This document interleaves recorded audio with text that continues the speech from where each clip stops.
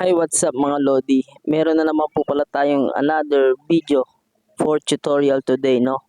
So ngayon mga Lodi, papakita ko sa inyo yung gagawin natin kung bakit nga ba naglalag ang ating mga CP. So first, pupunta tayo sa settings, no? So i-check natin sa settings kung full storage na ba tayo kasi kung full storage na tayo mga Lodi is kung halimbawa nasa 128 gigs ka, no, so pumalo yung space mo ng 117 na, so na yung nakain ng files ng mga cellphone nyo. So ang gagawin po natin yung mga Lodi, talagang magbibura tayo at mag-erase para ma-meet niya yung 98 gigs, no, 98 or 100, no, mga Lodi, no, para maiwasan natin yung pagka full storage. Kasi pag once nasa 117 na gig na yan mga Lodi, talagang maglalag na siya, no, kailangan natin magbura dyan, no. So ngayon kasi mga Lodi, safe pa naman siya, no. Ayan, safe pa naman siya, no, mga Lodi, no. So ibabak natin siya, no. Ngayon mga Lodi, ang susunod nating gagawin yung ating pangalawang steps, no.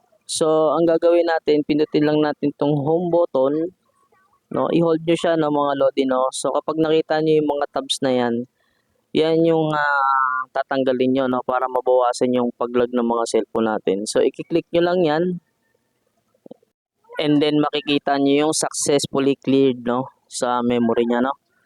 So ang susunod nating pangatlong steps mga Lodi, no, para tuluyan nang mawala yung paglalag ng mga cellphone natin. So pupunta tayo sa Google.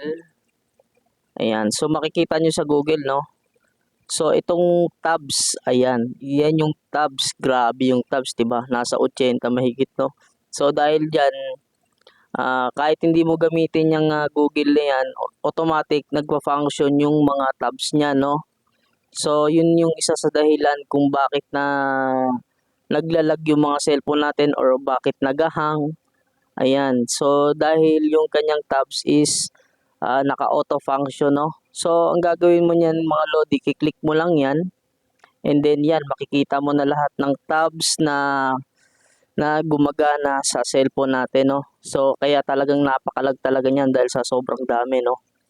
So ang gagawin natin diyan mga Lodi para natanggal yan, pindutin mo lang yung close all tabs. Ayan. And then yan, successfully cleared na yan mga Lodi, no. So mabilis na siya at smooth na, no, mga Lodi, no. So kung bago ka lamang dito sa aking video mga Lodi, no, pa-like and pa-follow na rin para updated kayo sa ating mga panibagong video tutorial tips.